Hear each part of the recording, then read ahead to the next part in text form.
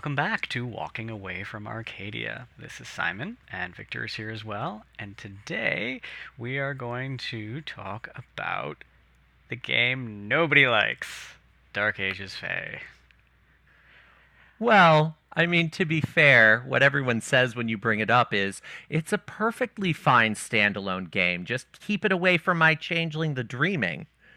Or they say Yeah. it makes a really good prequel to Changeling the Lost. Yes, I've had many interesting conversations about that, which to be fair, I mean, Dark Ages Fae has a magic system. It's a little more evocative of Lost, and it has the whole court as season emphasis. There are some aesthetics that are similar. I think they probably pulled some stuff from Dark Ages Fae for Lost, but the actual themes of the game, of the Fae as expression of creativity, of being sort of weak against humanity and belief, and the echoes, and being in this very kind of terrified, vulnerable place in the world, being responsible for a lot of the best parts of the creativity of existence. Dark Ages Fae is very much a Changeling the Dreaming precursor in theme, in terms of where the Fae are positioned in the world. The other problem, and it's why a lot of people aren't a huge fan of it as a prequel piece, it does next to no actual callback to Changeling the Dreaming. There are no she houses mentioned. You don't have solid kith invocations. It's like a pentuple down on Misty Remembrance. You thought you knew your own history. Ha ha ha. The Fae don't know anything. Have fun. Here's a completely different game. But with enough core overarching themes that we're going to insist it's still a prequel. And it really rubs a lot of fans the wrong way. If you're just looking at the system and some of the flavor text, I've had a few people tell me that Graceful Wicked Masks is an obvious prequel to Changeling the Dreaming who don't think Dark Ages Fae is. And some of that comes from the way they built the system, because Dark Ages Fae, glamour and banality aren't things. All of the kiths are different. You only have three overarching types of Fae things.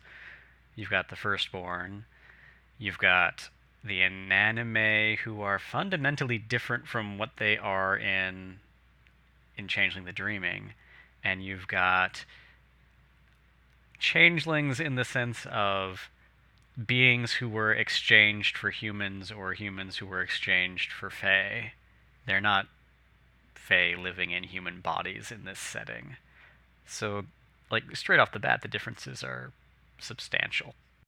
The thing that happened to me when I first read Dark Ages Fae, I read it and longtime Changeling the Dreaming fan, and I went, this is a beautiful game that has absolutely nothing to do with Changeling the Dreaming. I didn't necessarily think of it as a connection to Lost, but I just thought this has nothing to do with Changeling the Dreaming, but it's a beautiful game. Sure, great, whatever. And then, Simon, you picked it up. I want to say it was like 4 or 5 months after I read it, totally independently. And then we started talking after you had dived into it. And the interesting thing about Dark Ages Fae is when you really start digging into it, you start to see the connections, but it makes you feel a little bit like a crazy conspiracy theorist. Like when I talk about the Dark Ages Fae tie-ins to Changeling, sometimes I just want to put on an aluminum hat because it feels right. Because nothing is actually directly connected, but like we were talking before we started recording about how in Dark Ages Fae, if you have a holding or a freehold, imagine huge scare quotes around that word. In Dark Ages Fae, it can recover weaving or mists. And weaving and mists combined with echoes in Dark Ages Fae, echoes are what happens to a fairy when they're exposed to disbelief. Those three things in a very different sort of contorted configuration become glamour and banality. But glamour is still weaving. It's still shaping the world, which you do with cantrips. And banality is echoes, but also a lot of weaving.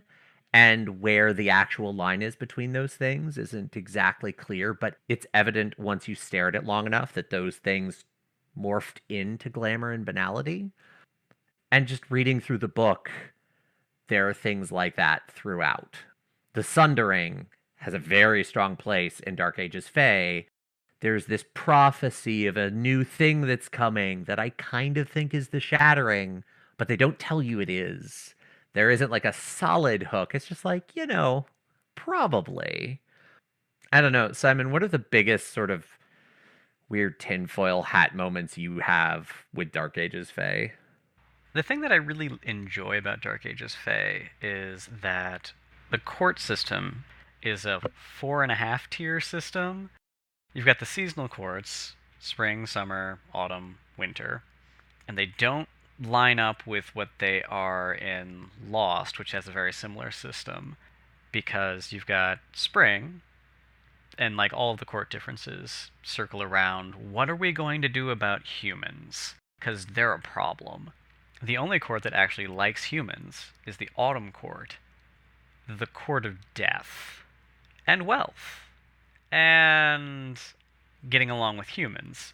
The winter court is made up entirely of monsters who want to terrify humans, or eat them, or generally punish them. But, as warlike as they are towards humans, they actually like other Fae a lot and think the War of the Seasons is stupid. Then you've got the Spring Court, who embrace change, but cyclical changes, not the changes humans are making. And you have the Summer Court, who are the Seelie, basically. They're the court of ruling the world for its own good. I like that a central part of the game is orbiting and highlighting the main political conflict in the game. What do we do about humans?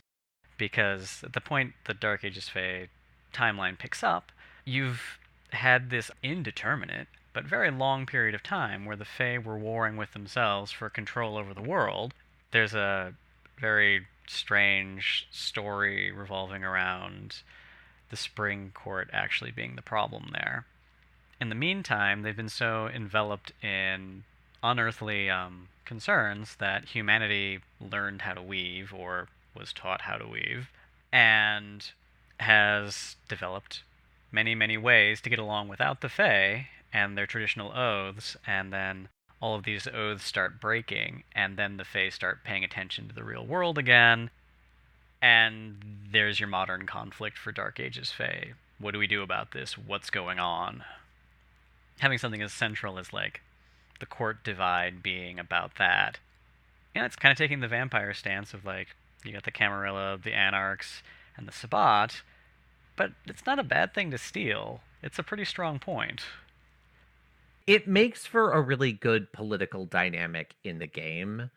The thing that strikes me about the courts is whenever I see fans talk about the courts, they're always like, spring and summer are the Seelie. Autumn and winter are the unseelie. It's kind of not true. Summer is definitely Seelie. Winter is definitely unseelie. Autumn and spring don't really fall into that alignment at all. Because spring is all about brightness and potential and change. Yes, cyclical change, not like crazy radical change, but change. Like you said about the autumn court, it's death and money and liking humans. But the unseelie are kind of presented as the nightmares, sort of, depending on which edition you're reading. But if you're talking about Changeling books from when Dark Ages Fae came out, you're kind of looking at that. So as with so many other things, in terms of how they break down and whether or not they map forward, they don't really map into anything that actually moves forward into the modern courts. You'd have to like take the 4 courts, put them in a blender, blitz them, and then sieve out the various parts and say, okay, this is Seelie and unseelie. But the thing in Dark Ages Fae and the courts that I really love that isn't represented in the Changeling canon is the courtless. The Solstice Fae, and they've renounced the whole idea of a court. They've refused to go through the seining process of being seined to a specific court. And I really personally kind of like the idea that while the knowledge that allows a Fae to sustain themselves without a court is not readily available in the modern era, it's still something that's possible. And maybe there are more Fae out there without the traditional courts than people realize. I think it opens up a lot of interesting possibilities. And I think it really introduces a lot of fun social dynamics into the Dark Ages Fae setting. The other way you can end up with a courtless Fae is to have a failed seining. And seining is one of the things Dark Ages Fae went out of its way to develop, because Changeling doesn't really. Bumped into that again when I was prepping for this episode, but it's 2 solid pages of like talking about how this process works within society, and I think there was a sidebar somewhere later in the book talking about the actual spell they use to do it. It all highlights this really weird thing, because you're not dealing with Fae souls and human bodies. The Fae in Dark Ages Fae don't grow or age the way you would expect. And the seining process is a major part of that, because, especially for the Firstborn, who are as close to true Fae as I think we're going to get, because the Inanimate have a really weird flavor thing going on. But the Firstborn believe themselves to be made purely out of mists, and therefore they're pure beings of thought and whim or whatever. The seining process for them, you take a sprite, which is this game's version of a chimera, you invest it with more and more and more reality. And then eventually, at some point, it transitions from being just a chimera to being something that has enough reality to exist without having to be fed from its creator. And then the choice comes up: do you put this thing through the seining process to turn it into a proper Firstborn? Or do you just kind of hope it goes back to being what it was?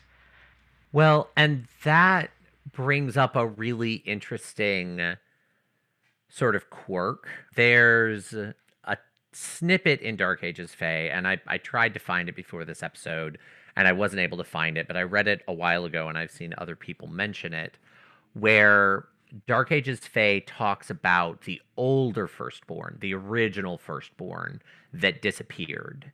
And there's kind of, a potential story implication there that those Firstborn were the Tuatha De Danann and the Fomorians, even though neither of those groups are name dropped in Dark Ages Fae. But if you jump back and look at Graceful Wicked Masks, and if you do treat that as a further prequel, farther back in time, there were Fae that spun themselves out of the wild, what would be the mists in Dark Ages Fae. They were the nobles. They were, the entities that had walked through the gate into creation, but they could also create other Fae. They could craft other fair folk. And the fair folk that were crafted, that didn't sort of spin themselves into existence, were commoners. And so having that kind of process exist in Dark Ages Fae and have continued down the road creates some really interesting reflections if you think about the She and the commoners and the place they have. And what's the line? Like, if this nobility divide still exists, and it's not really fleshed out in Dark Ages Fae, but clearly it manifests into something as we move into the modern. What does that actually mean for seining? And I think that falls into cutting room floor. Dark Ages Fae only got 1 book. There wasn't word count to really deal with that dynamic, but I think it's something that would actually be a pretty dominant part of fairy society in this setting. The sprite maturing into a Firstborn process also manifests in Changeling the Dreaming as of C20, because you have the Vulpeltinger Kith having recently been Chimera. which is interesting and kind of a callback to, I think, this. It might be. The Warpeltinger were originally in, I think it's the German World of Darkness book that was originally released in Germany. It was never actually released in English. So I don't know if it's a callback to Dark Ages Fae or if it's somewhat of a happenstance parallel. Because my understanding of the German Changeling book and then World of Darkness France, I think is what it is. It wasn't a World of Darkness German book. It was a German Changeling book and then World of Darkness France, I think. And they pulled in the kith from those books into C20. As I recall, those books didn't get a lot of tight development and weren't all that consistent with the rest of the World of Darkness because they were licensed products. White Wolf didn't actually write them. They licensed local companies to write them. I haven't read a lot about those original texts that holds them in great regard, other than, hey, there are a couple interesting tidbits, but they were apparently not all that consistent. I'm looking at it now on Wikipedia, and it looks like the only German language books they got for Changeling were a core book, the three Immortal Eyes books, and something that doesn't have a parallel in English called Trolle Trauma Tiefe Wälder.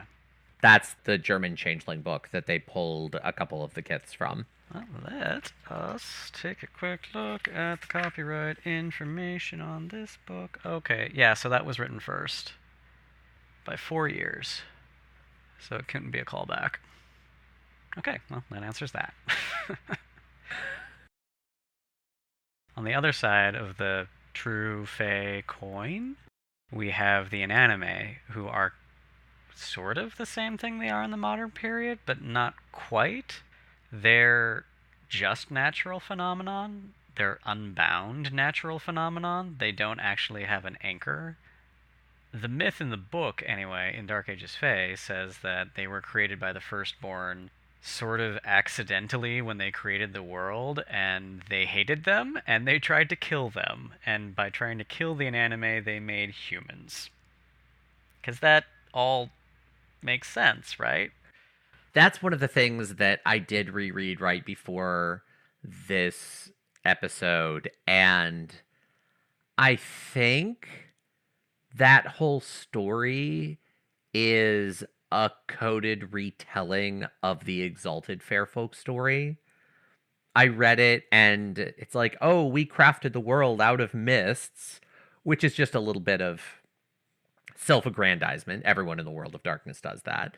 But if you look at the Fairfolk in Exalted, they did craft themselves out of the mist, and they do create a lot of other things. They do spawn things into reality when they die, as long as it's not death by cold iron. They are the reason that creation is so vital, as opposed to Autocathon that is slowly dying because it has no access to the wild. So there's kind of a parallel there. The Inanime don't exactly show up in the same way in Exalted, although you could make one if you wanted, I suppose, with the Assumption Charms. This whole idea that, oh, we hate them and we want to reduce reality back to its starting point and start over, that's basically the early Fairfolk in Exalted. And then there's this thing in Dark Ages Fae called the Great Unleashing, where they just unleashed into the world, and that's where life came from. Well, okay, misty remembrance, unreliable narrator, no one gets it quite right. But that really kind of read like the Balorian Crusade to me. If you know Exalted, humans already existed when the Balorian Crusade happened. The timeline isn't exactly the same, but the big goalposts of these two stories, while none of the details line up, the major emotional, motivational goalposts are identical. So I think that whole story is meant to act as like the bridge between Graceful Wicked Masks and Changeling the Dreaming, but I'm not totally positive about that.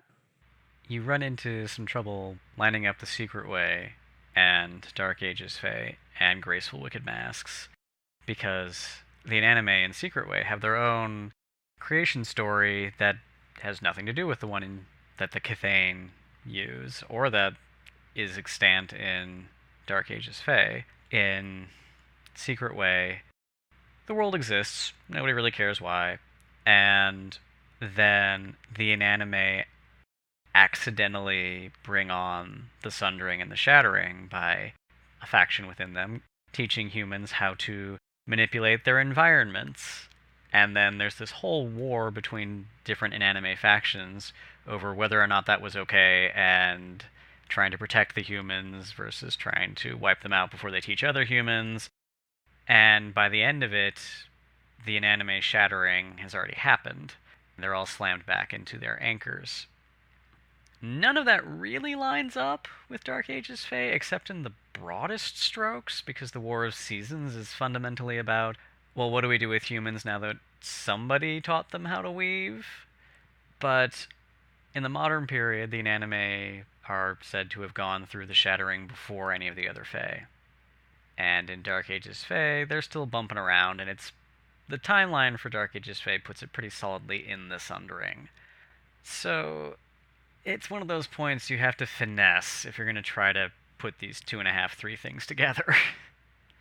The other problem I have is when you read the backstory in Dark Ages Fae, and it's talking about the Firstborn having accidentally created the inanimate, there are a couple places where it very explicitly talks about the inanimate being in something.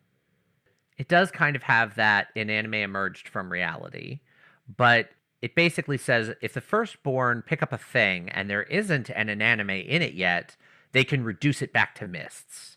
But if there's an inanimate in it, they can't impact it. They can't unweave it. And I read that, and like you said, the inanimate are kind of unbound, untethered natural phenomenon. But the way they're described in the actual backstory, to me at least, reads much more like the Secret Way. And I can't totally reconcile that in my head because it's not what they are in Dark Ages Fae. So I'm not quite sure how all that comes together.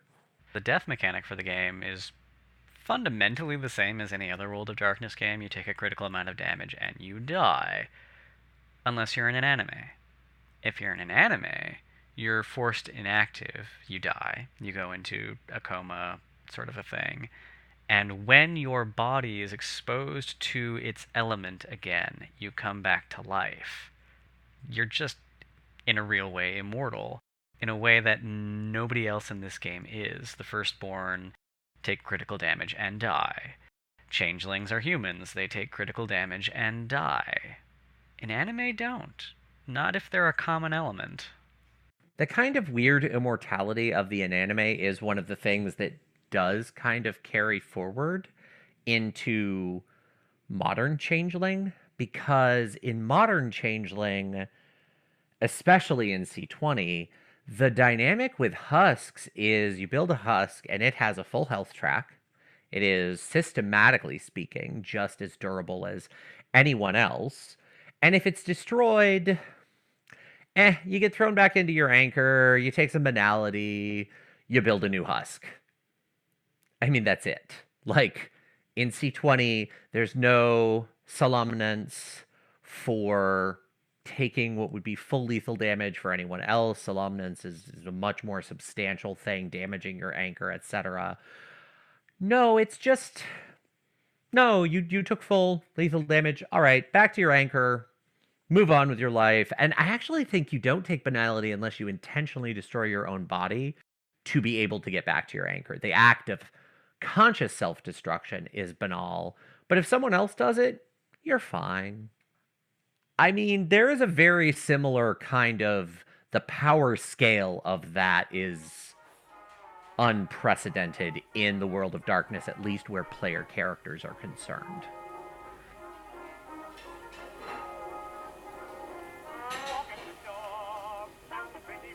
Yes, very well. But your companion saw the fairy. Why? Oh, I know why. There was something very peculiar about him which enabled him to see fairies. Well, can you not use that somehow? Strange considered this. I do not see how. It is mere chance, like one man having a blue eye and another brown. He was silent a moment, musing. But then again, Perhaps not. Perhaps you are right. It is not such a very outlandish notion when you come to consider it. Think of the Aryates. Some of them were the fairies' near neighbors in wildness and madness. Think of Ralph Stokesy and his fairy servant, Calm Tom Blue. When Stokesy was a young man, there was scarcely anything to choose between them. Perhaps I am too tame, too domestic a magician. But how does one work up a little madness?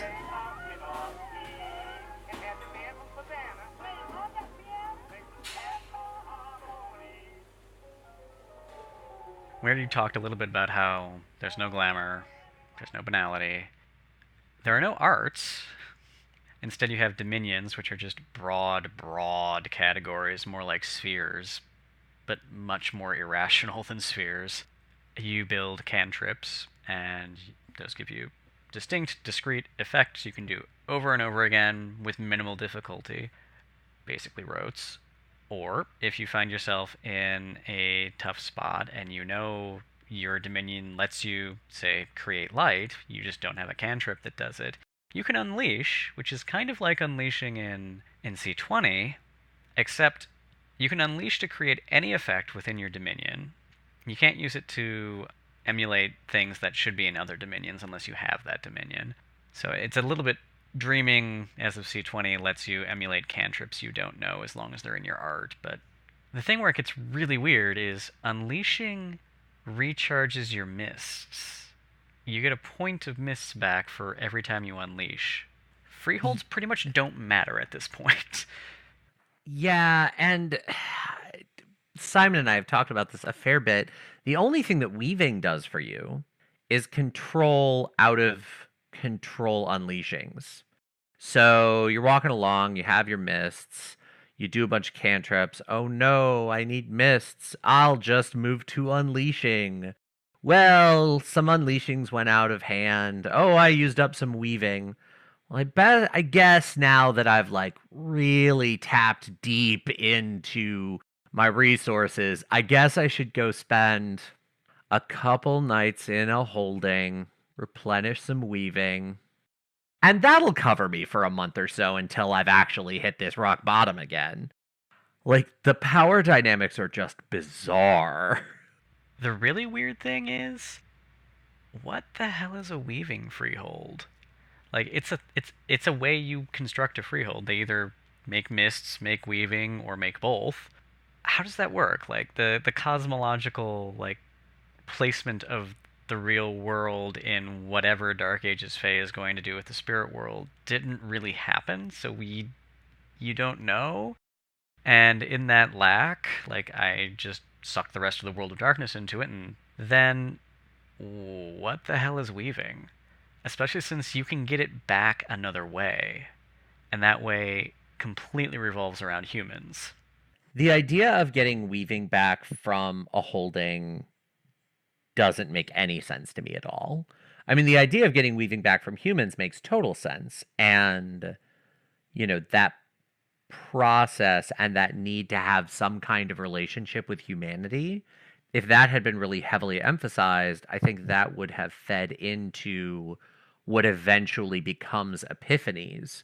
Because it is very clear that the Fae do not need humanity for their magic when they're in pre-changeling state and like modern changeling state. Even changelings in Dark Ages Fae, the humans that grew up around fairies or the fairies that were adopted out to humans and so were kind of impacted by humanity, like even they don't really need humans to make their magic work.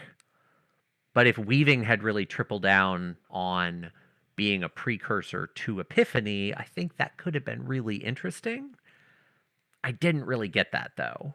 No, not really. Getting weaving back from humans, there's a background trait. Not everybody's going to take it because it's a background trait called oaths. And oaths in Dark Ages Fae are your deals with humans, basically. There are a couple of like world-changing oaths, and mostly the game kind of agrees with itself that this is not a thing that you can do as of Dark Ages Fae.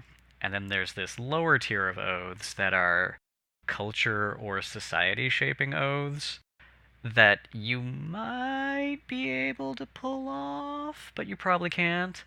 And then there's this like rock bottom easiest level of oaths where you've made deals with a human or a family. And the way these work is it's two-tiered.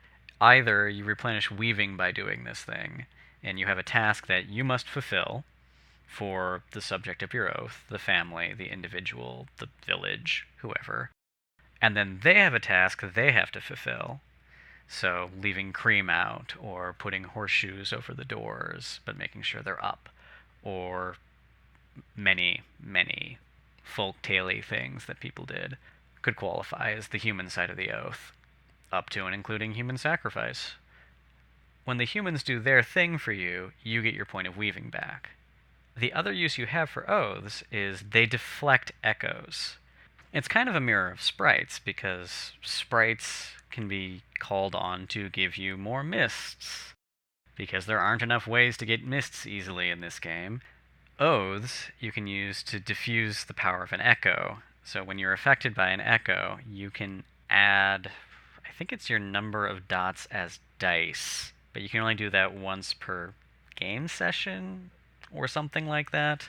So reflecting your connection to the dreaming, you can pull power out of your sprites. Reflecting your connection to humanity, you can more easily survive disbelief if you have good ties to humanity. So you can. I think it makes sense that weaving and oaths were meant to turn into epiphanies, but I agree they didn't quite get there.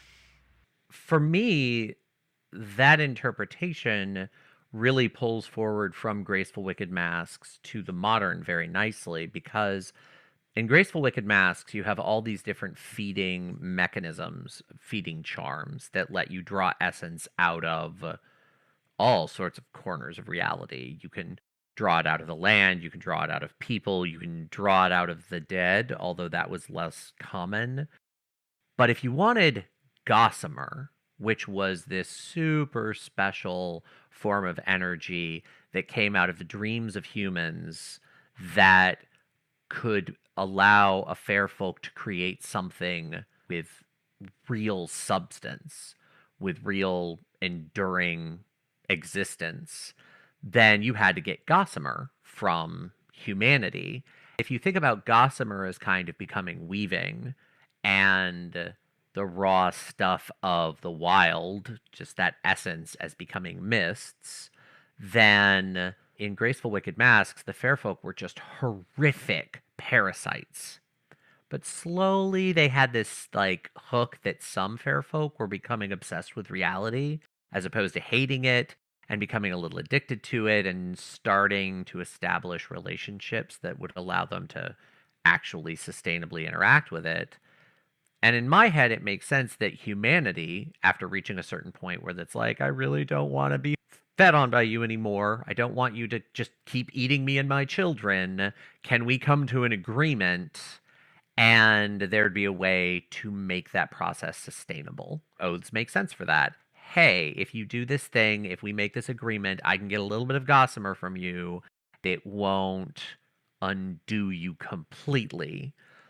Now, if you break that agreement, this is all going to go sideways, as all the fairy tales, have that happen. Whereas you still need that sort of raw, creative, if ephemeral energy of mists or essence, and that you get from actual things of fairy, like sprites. So I like the idea of that. And then when mists and weaving all merge together into modern glamour, you would get more modern epiphanies and the sort of breakdown between musing and ravaging, and are these oaths even being upheld? Who knows? And nobody really remembers them. And you get the whole mess of the modern human fae relationship, which is intentionally kind of a wreck. But that's one of the things where I actually don't feel too tinfoil hatty about seeing that path forward. It's there. It's just in actually playing the game, none of it is necessary. And so I wish it had just been more emphasized and needed, as opposed to if you're just kind of reading it from a literary standpoint, oh, I can see these connections. Yeah, I didn't realize it until we'd been playing for quite a while using the modified Dark Ages Fae system we've been using. Nobody ever wanted to recharge weaving. By like month 6, I was like, there's got to be a reason for this. And I went back and read the booking and I was like, right, because it's useless. That's a shame. That is really unfortunate. I wish that weaving had been required, like, to build cantrips or even to do, like, if they'd had more of a chimerical wild breakdown. And if you wanted to do something weird, if you wanted to impact the real world, you needed a little bit of weaving. I think it would have made it a lot more vital. Like C20 and like Changeling Second, the roles for doing cantrips are bizarre and skill based, which is just kind of a pain in the ass. And if you're not one of those people who writes everything on your character sheet that you're going to use, we ended up passing around the Dark Ages Fae book a lot to figure out what the roles were for things. We finally truncated doing any cantrip as you roll your weaving, which makes it a little more useful, but only as a static quality, not as I spent a point to do this. I like the idea of rolling weaving because it makes you want to level it, but I agree it doesn't quite seem like it goes far enough. In the next chapter of our story, I think I'm going to let players opt to spend a point of weaving instead of getting a point of nightmare, just to give it something to do. Because Dark Ages Fae doesn't use nightmare, but we are, and having a healthy relationship with humanity is one of the things that helps you manage your nightmare in C20.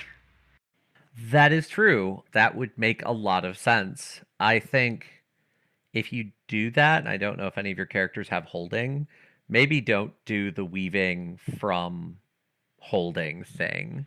Oh yeah, we haven't been doing that, and none of our characters have any holdings because none of them do downtime actions. Oh, I wouldn't know anything about players that refuse to do downtime actions. No storyteller has ever had that complaint in their life. Ugh.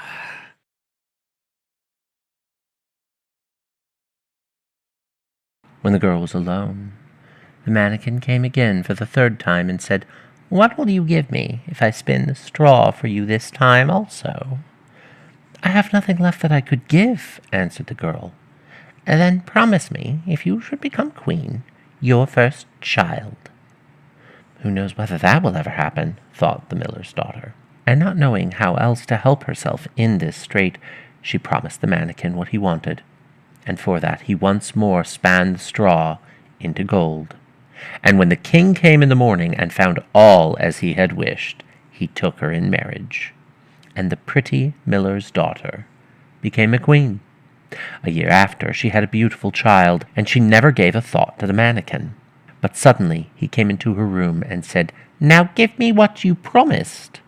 The queen was horror-struck, and offered the mannequin all the riches of the kingdom if he would leave her the child. But the mannequin said, "No. Something that is living is dearer to me than all the treasures in the world."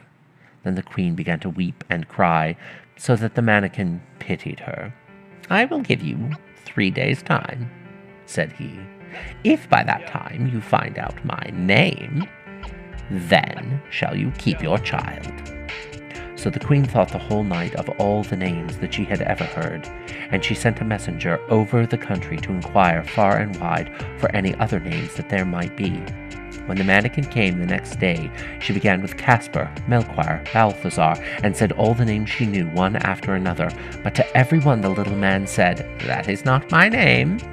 On the second day, she had inquiries made in the neighborhood as to the names of the people there, and she repeated to the mannequin the most uncommon and curious. "Perhaps your name is Short Ribs, or Sheepshanks, or Lace Leg."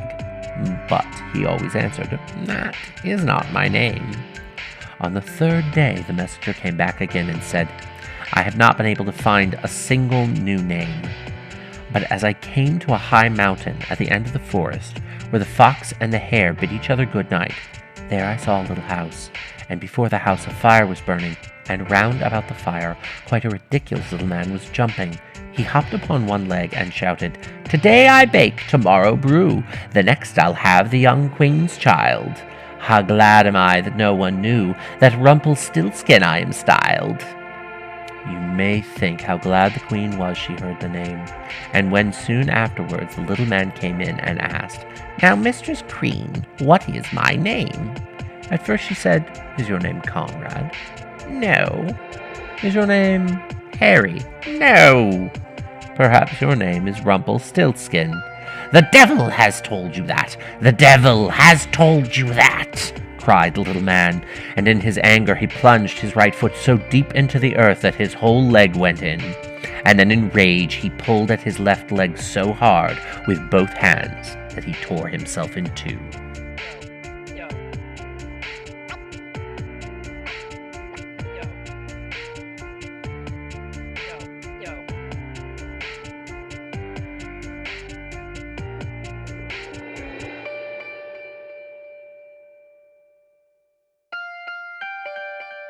Since we pretty much agree that Dark Ages Fae is meant to take place during the Sundering, there's this whole other point of the story that happens after Dark Ages Fae, but before modern Changeling, in the Shattering and in the War of the Trees, and in some early Interregnum events.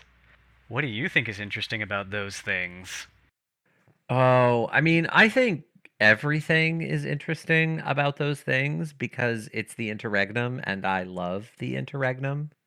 When I read Dark Ages Fae the first time, and it gets into the whole War of the Seasons thing, and they're in a truce, they're in a ceasefire, and they know that the truce is going to end because they see that whole Fae have weird relationship with time thing, and so they remember this thing that hasn't happened yet, which is the end of their ceasefire.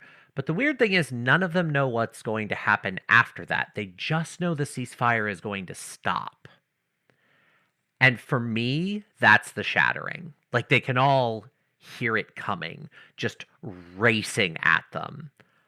But none of them know what it's going to be. They think their war is going to break out again. Well, psych. No, that's not what's happening. Your war with humanity will just be beginning. And I kind of like the way they framed that, like with so many other things in Dark Ages Fae, you have to read it a few times and you have to really think about everything in a very removed manner, but it's there and it's kind of interesting the way they look at this thing. And a lot of them think, "Oh, this is going to happen and we're going to get to finish this war and I'm finally going to get, our court is going to win. They're going to have the opportunity to win again."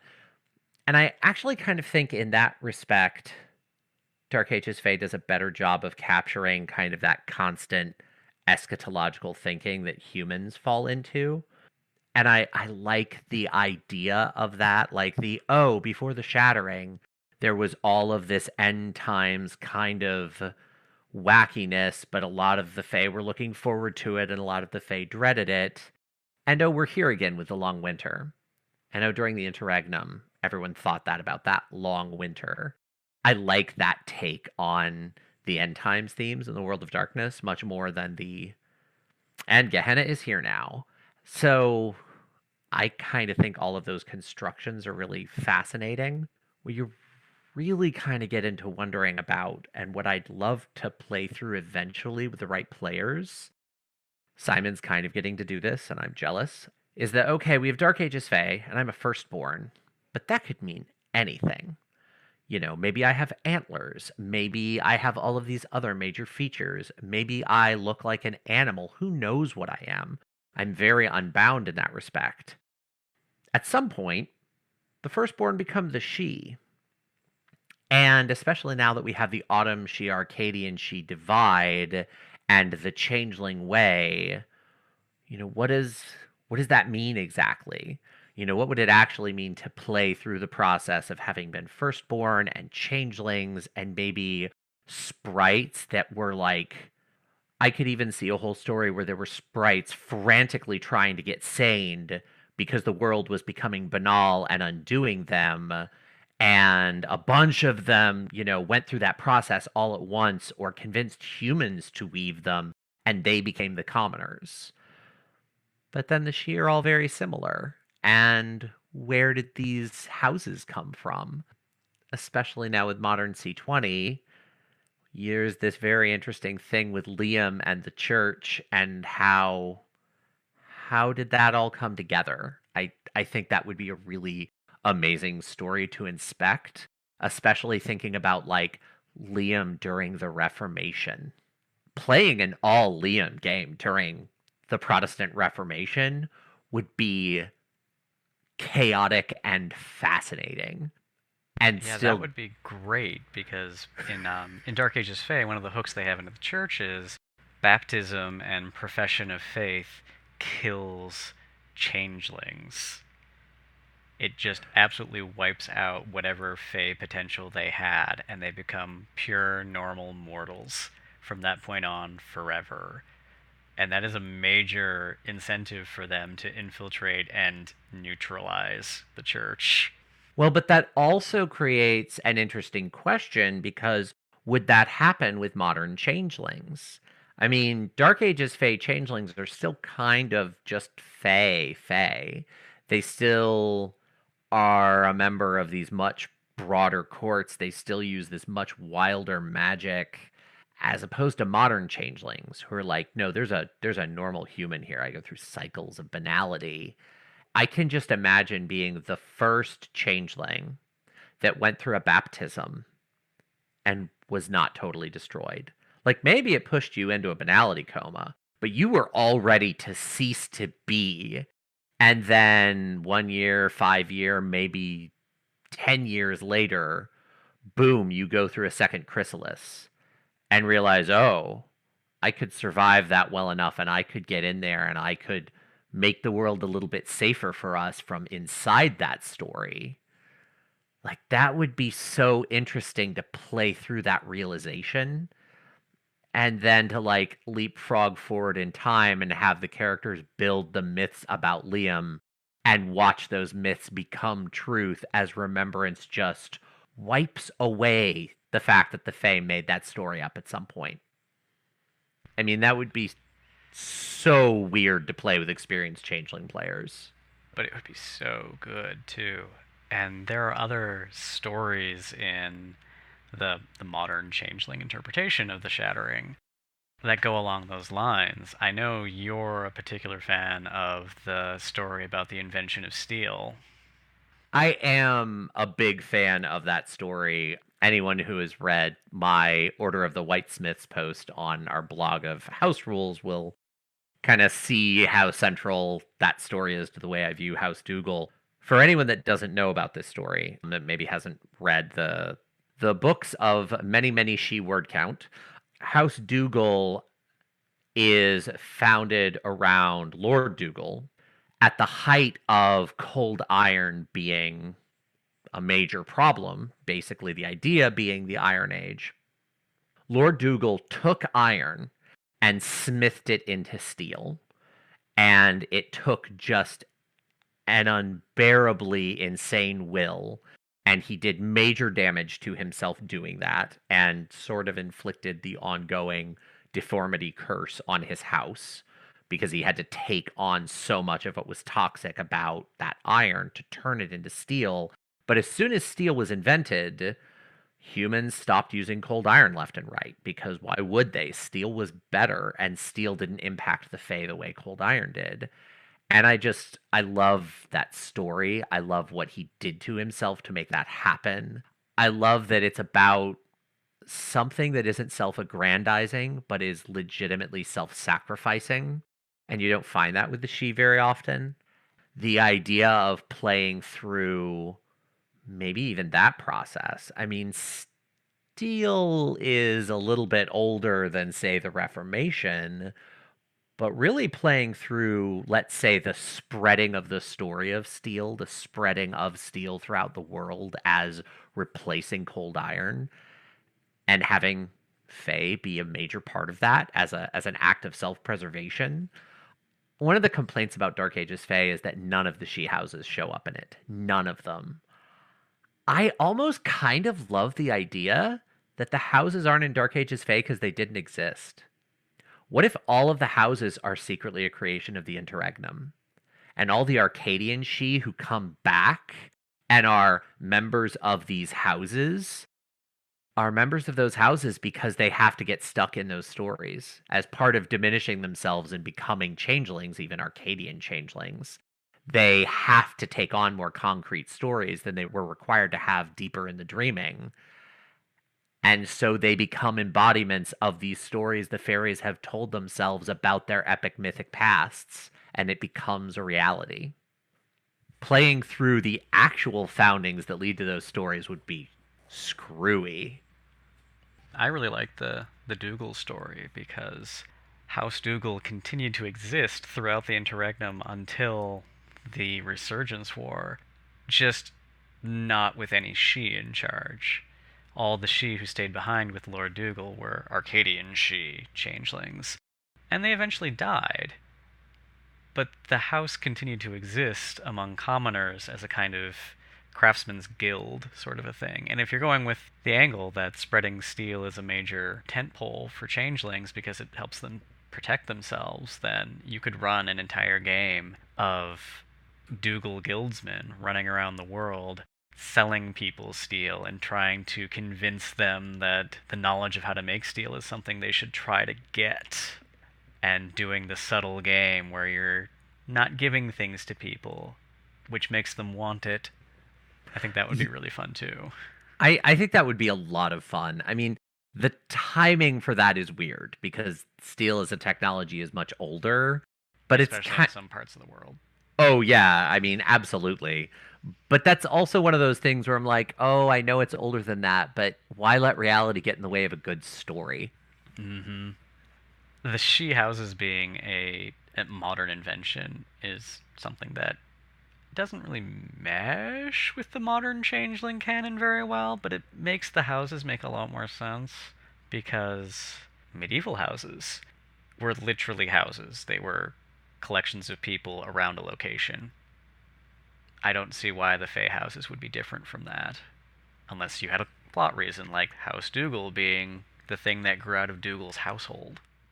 For me, it's also kind of loving the amount of Fae history that the Fae just tell themselves. I mean, I wish that Dark Ages Fae hadn't gone into that concept quite as completely as it did. I like there being a little bit more of a solid outline of the canon for you to go, oh, I recognize that. And it takes a little too much work to do that with Dark Ages Fae.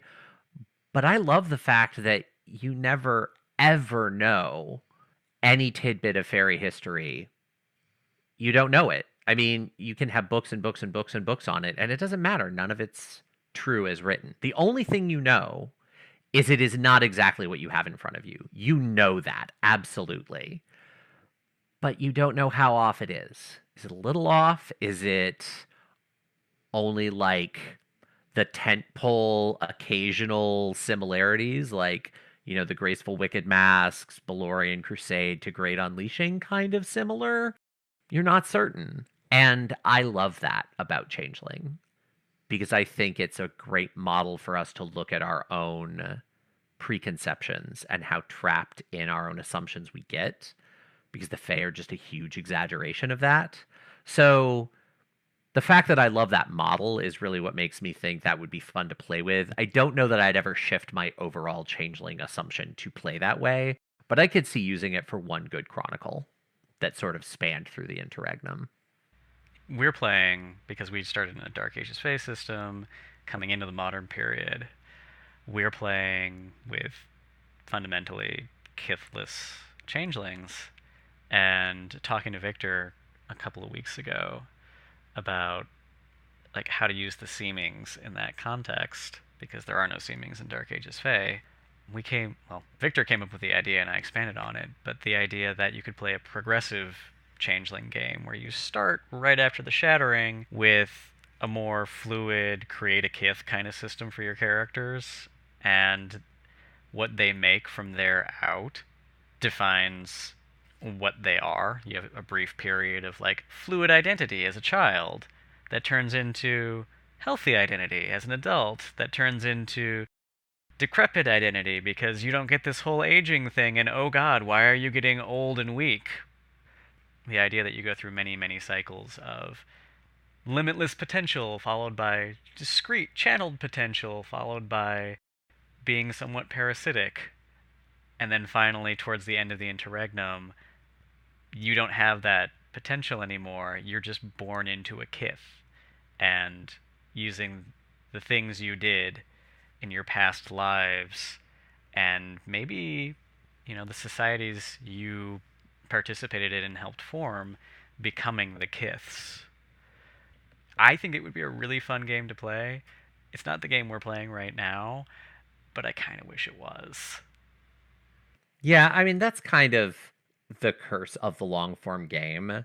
A long form game always defined by the ideas you had when you started the game.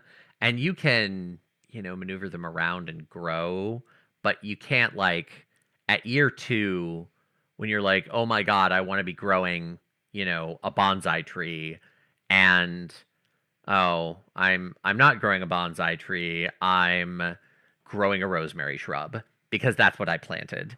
And it's inevitably why people end up doing serial long-form games. Or even running a couple in parallel, but I've had that same experience.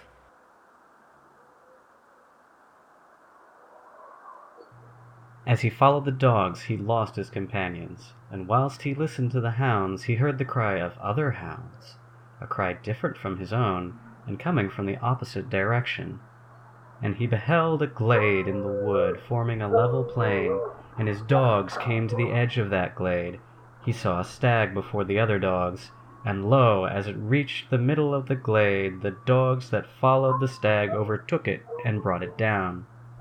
Then looked he at the color of the dogs, staying not to look at the stag, and of all of the hounds that he had seen in the world, he had never seen any that were like unto these, for their hair was of a brilliant shining white, and their ears were red. And as the whiteness of their bodies shone, so did the redness of their ears glisten. And he came towards the dogs, and he drove away those that had brought down the stag, and he set his own dogs upon it. And as he was setting his dogs, he saw a horseman coming toward him, upon a large, light grey steed, and with a hunting horn round his neck, clad in garments of grey woolen in the fashion of a hunting garb. And the horseman drew near and spoke unto him thus. Chieftain, said he, I know who thou art, and I greet thee not. Peradventure, said Pwyll, thou art of such dignity that thou shouldn't not do so. Verily, answered he, it is not my dignity that prevents me. What is it then, O chieftain? Asked he. By heaven, it is by reason of thine own ignorance and want of courtesy. What discourtesy, chieftain, hast thou seen in me? Greater discourtesy than I never saw in man, said he, than to drive away the dogs that were killing the stag, and to set upon thine own. This was discourteous, and though I may not be revenged upon thee, yet I declare to heaven that I will do thee more dishonor than the value of 100 stags. O chieftain, he replied, if I have done ill, I will redeem thy friendship. How wilt thou redeem it? According to thy dignity. Maybe, but I know not who thou art. A crowned king am I in the land whence I come. Lord, said he, may the day prosper with thee, and from what land comest thou? From Anun, answered he, and Arwun, king of Anun, am I. Lord, said he, how may I gain thy friendship? After this manner mayest thou, he said. I shall send thee to Anun in my stead. I will give thee the fairest lady thou didst ever behold to be thy companion. I will put my form and semblance upon thee, so that not a page of the chamber, nor an officer, nor any other man that has always followed me, shall know that it is not I. And this shall be for the space of a year from tomorrow, and then we will meet in this place. 1 year from this night is the time fixed between him and me that we should meet at the ford. Be thou there in my likeness. And with one stroke that thou givest him, he shall yet not live.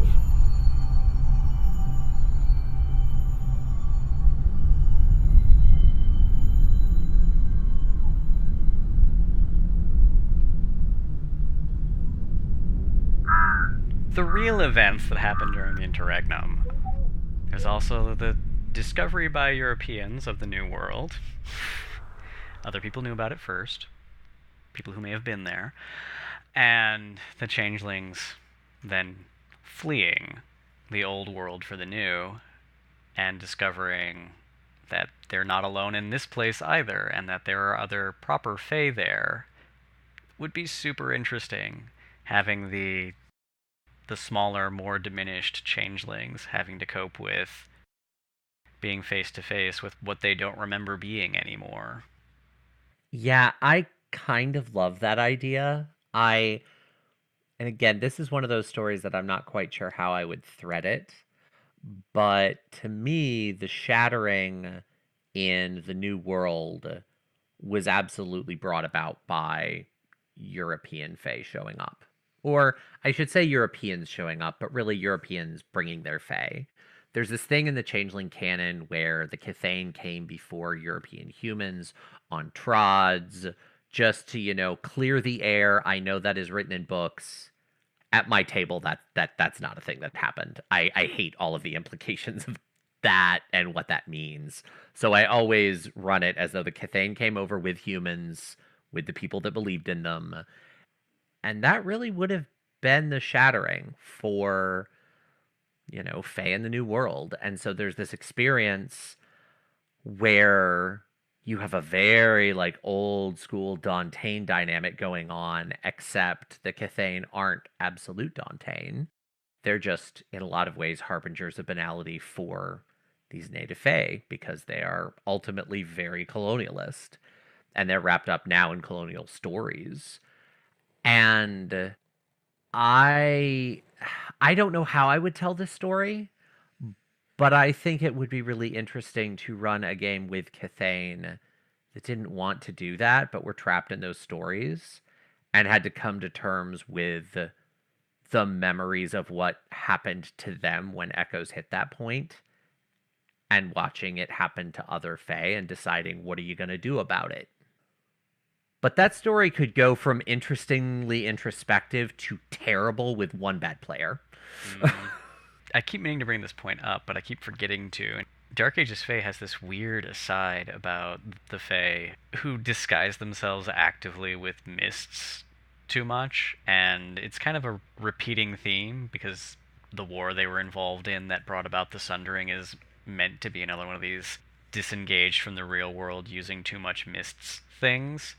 But the aside in Dark Ages Fae about Fae who just go off into the mists is we never hear from them again, and some Fae think that's a good way to go, and other Fae just think they're dead. That paints a really strange picture of what the She thought they were doing when they were going back to Arcadia or coming out of Arcadia. Yeah, that also gets into the misty remembrance thing where did that actually look anything like how it's depicted in Changeling the Dreaming? I don't know. I've always had a hard time parsing the everybody's running for the same portal. What? It doesn't play in my mind.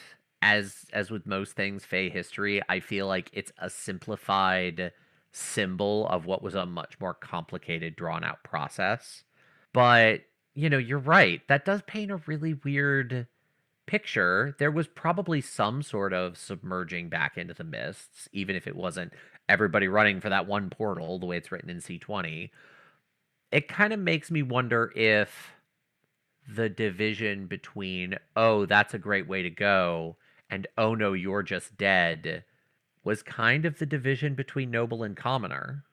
Like, maybe the commoners, the firstborn who were young and had only been, reshaped from sprites very recently, and maybe changelings as well, maybe they don't think subsuming back into the mists is such a great thing because they were very recently desperately grabbing at names to give themselves enough permanence that they could exist. And so they're kind of defined in that moment by the very recent frantic desire to exist.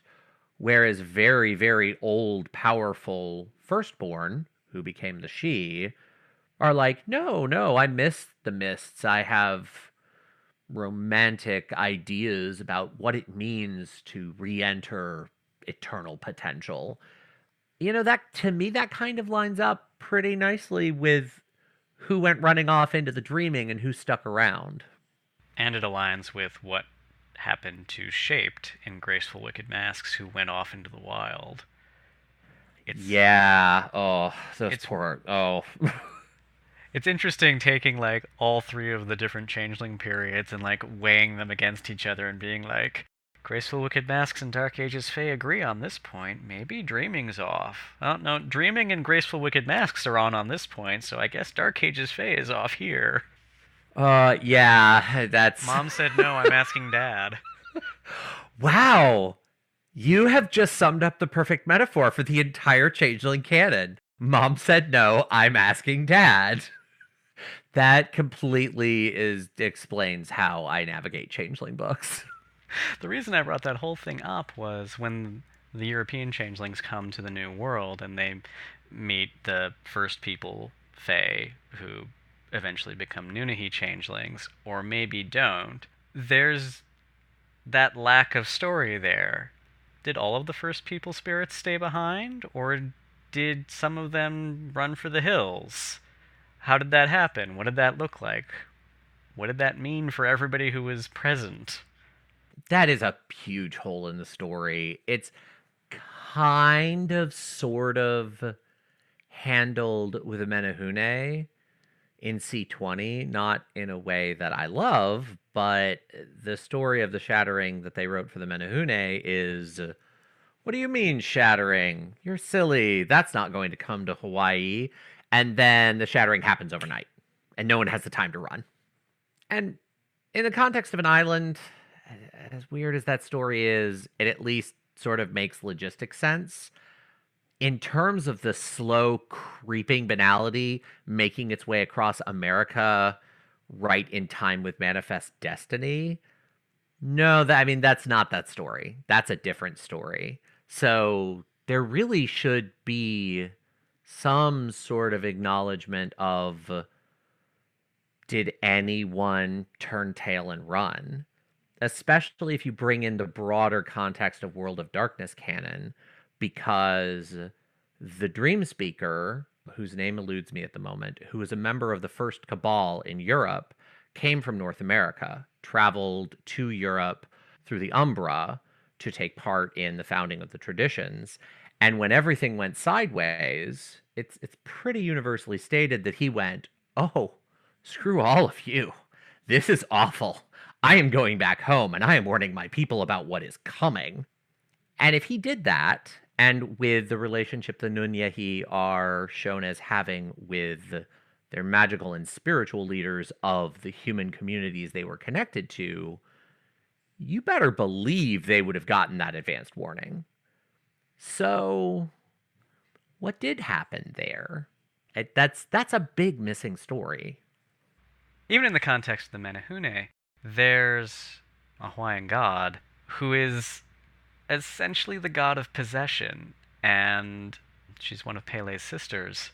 Like, Pele's their primary deity, but the Changeling Way was brought to Hawaii by white changelings.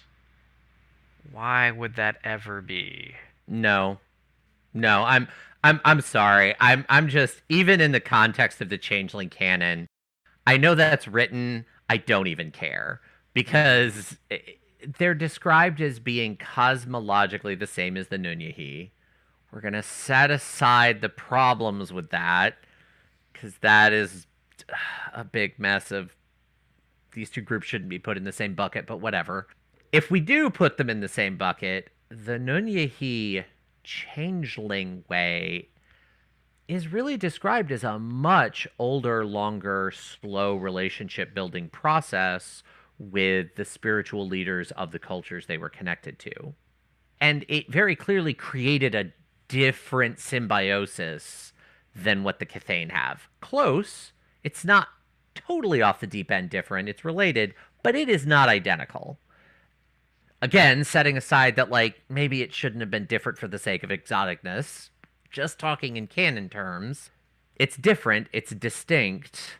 So why are we crediting Cathane with bringing that knowledge? I just... I can't even parse that. Right. So I like the idea that the Shattering in Europe reflected the breaking of specific oaths and the coming of science and the coming of the church and all of that. That's very European. That suits what Americans who are descended from Europeans culturally feel by and large. I like the idea that the Shattering in North America was about the coming of the European settlers and how that fucked everything up for the Native Americans. That is a culturally traumatic moment. I feel probably worse than the one the Shattering was supposed to represent in Europe, but people might disagree with me on that. I think that is an appropriate sort of like narrative bow to put on that, because they're both sort of having the same emotional resonance. And then I think they just totally dropped the ball with Hawaii, because their story is, and then the Shattering happened, we're done now. When you look at the history of Hawaii, and you look at what the Menehune are supposed to be, there are a couple of different places you could put the Shattering, but they're all pretty close chronologically. You could put them at the introduction of white people, make it like the Native American one, make it about white people wrecking everything, because that's what white people do. You could make it about the unification of Hawaii under King Kamehameha, because that was a culturally traumatic moment that involved the deaths of a huge number of Hawaiians. Or you could make it about the cultural, genocide that his descendants oversaw, the two of them, anyway, where they had a very similar thing to the Native Americans going on, where suddenly people were pushed into regional schools that didn't allow them to speak Hawaiian and didn't allow many, many expressions of their culture. And, there's a really strong Hawaiian culture reclamation movement in Hawaii that wouldn't be there if this sort of thing didn't happen. There are lots of really appropriate things you could pin the Shattering on there, but it's just sort of a some dude brought an iron nail thing. So that's if you go with C20, where C20 writes the Menehune as being very Hawaiian. Very, very Hawaiian. And there's even a reference to, they're related to the Polynesian Fae that came to Hawaii. There's this framing that they're distinct. If you go back and read the Immortalized book where the Menehune were originally written up, they're not written that way. They're Polynesian Fae. They are described as being Maori. They are described in the context of all of the cultures. The story in the initial write-up, the write-up of their families, kiths, none of the above. Their groups are almost castes. There's actually a line in one of the books that talks about the Menehune where they're all technically the same kith. It's just a different kind of breakdown, even though systematically each group is identical to kith. So I don't totally know what's going on there. In the original book, they're expressed in terms of all of Polynesia, even though they have this same trauma cut off from the dreaming dynamic, which is narratively built around the Native American experience. So I think that's part of why in C20 they moved them to just being Hawaiian, because I think someone probably recognized that having this systematic thing built in, which is built in and explained as victims of colonialism, is a little weird for all of Polynesia. at the very least inconsistent in terms of colonial experience. It's still hard to just totally retcon and ignore that was their original framing. To step back a little bit and think about like interregnum and advancement and development of this culture, I think there's a really compelling story to be told about their mythic age being the great traveling of the waters, the spaces in between, and bringing humans with them. Because the way the spirit and land and umbra and fairy spaces are described in the mythic era, when the Polynesian people were sailing, the oceans would have all been the deep spirit wilds. I mean, they would have been the wilds in the world of darkness. But there are these people wandering into that with the Fae, in theory, guiding them or teaching them how to survive in those places.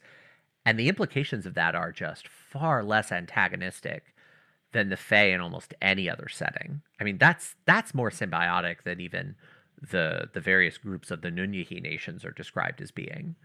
And I think you could tell a really compelling, different, interesting story thinking about the gossamer to weaving path and what does mana really end up being an expression of, and what is this relationship, and what did their gold oaths look like, and thinking through that process and getting to the interregnum and saying, let's just like think about getting to that place and what would Dark Ages Fae Polynesia really look like, and then build a Shattering around what happened to that, what broke that. I kind of love the idea of like taking colonialism out of at least one non-European phase story. And I feel like there's potential there. There's a really solid potential there, because if we're going with mana is the juice for the Menehune, which feels appropriate, that the Polynesian taboo system and the Hawaiian kapu system all revolve around preserving the proper flow of mana. The Ali'i get their mana from their ancestors, kind of a thing. And so many of the things that are forbidden by kapu are really framed around inappropriately gaining mana. And there's this moment in the history of Hawaii as a kingdom where King Kamehameha and his sisters, maybe it was his wife and his sisters, got together and ate food together, which is a major breach of kapu. And they ate many foods that were forbidden by kapu to be eaten, or forbidden for women to eat, or forbidden for men to eat. In the context of Dark Ages Fae, and in the context of Changeling, King Kamehameha was an Ali'i. He would be a Menehune in the system they made for Changeling. He is breaking the oaths. That's a really good place to put the Shattering for them. Yeah, and it's a place to put the Shattering that's about them. I mean, I really like stories that are about the main characters of the story, like primally deeply about the main characters of the story. So of all the places to think about the Shattering, I like that one. I also think that's an interesting place to put the Menehune Shattering, because that's a uniquely Hawaiian moment, and that could be played as a moment that separates the Menehune from the rest of the Polynesian Fae.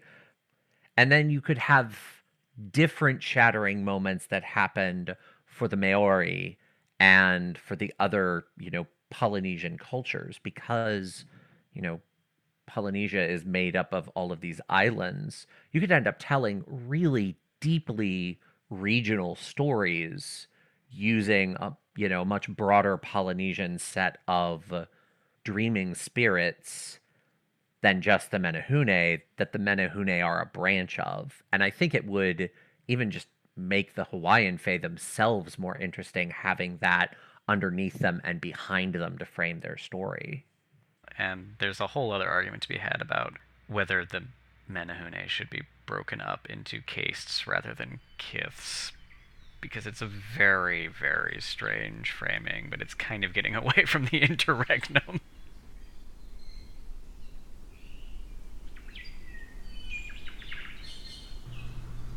Hiaka and company continued their climb until reaching Awaiaulu, but as they were going, the legions of disembodied spirits that inhabited that place took notice, and they quickly assembled themselves to attack the travelers. The whirlwind forms of those apparitions of Awaiaulu rose up, and the leaves were scattered, the dust swirled, and the birds were sent fluttering by the force of the wind. "Oh, this force raging through the leaves is terrible," said Wahine Omao to her companion, Hiaka. "Yes, this is a storm. This host of spirits, the myriad, the legion, and the multitudes of spirits here have seen us, and those supernaturals have risen up to battle us. Let us proceed so the specters of Awaiaulu can make their strike." As they moved along, they were caught up in the incredibly powerful gyre of the whirlwind. If Hiaka had not possessed her magical form, and if she had not bestowed a fragment of her powers upon her dear friend, they would have been blown away like leaves of uki grass by the phantoms of Awaiaulu. But because of Hiaka's great power, the combined strength of those disembodied spirits was nothing but a plaything to the lightning-skirted beauty of Kilauea.